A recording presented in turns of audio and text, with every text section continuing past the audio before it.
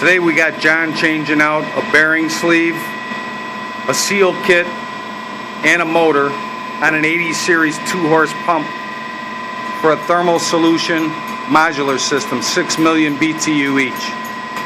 Hot water on a chiller system. Alright, install the impeller and the keyway.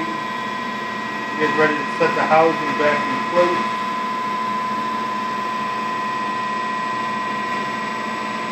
Spring, tensioner spring,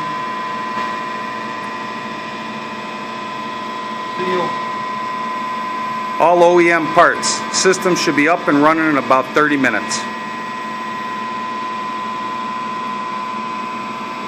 We'll show you more after the job's complete.